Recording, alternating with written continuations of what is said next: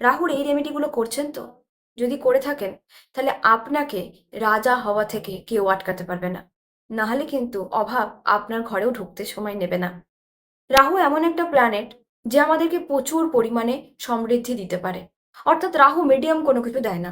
রাহু হয় আপনাকে একেবারে দেবে না, আর না হলে এমন সমৃদ্ধি, এমন প্রাচুর্য আপনাকে দেবে যা আপনি সামলে উঠতে পারবেন না। কিন্তু রাহুর একটি মাইনাস পয়েন্ট আছে, যে রাহু আপনাকে দে দেনাদন পয়সা দিয়ে তো দেবে।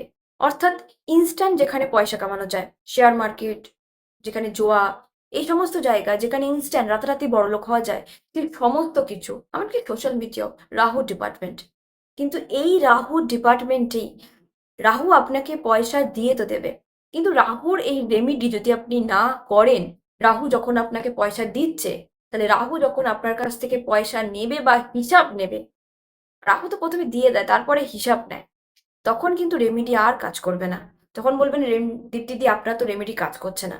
তাই আপনি যদি এমন ব্যক্তি হন যে প্রমোটার, রিয়েল এস্টেটে আছেন, অথবা সোশ্যাল মিডিয়া বা রাতারাতি পয়সা ডবল করা যায় এরকম কোনো জায়গায় আপনি কাজ করেন, তাহলে আপনি রাহুর ডিপার্টমেন্টে আছেন।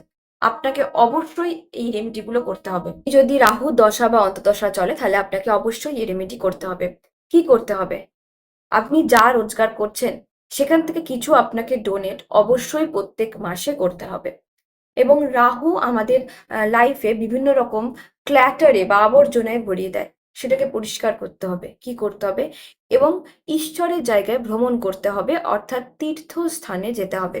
যদি এই দুটো রেমেডি করতে পারেন, তাহলে বিশ্বাস করুন, রাহু যখন আপনার কাছ থেকে হিসাব নেবে, তখন সেখানে সে আপনাকে আরো বেশি ব্লেস করবে।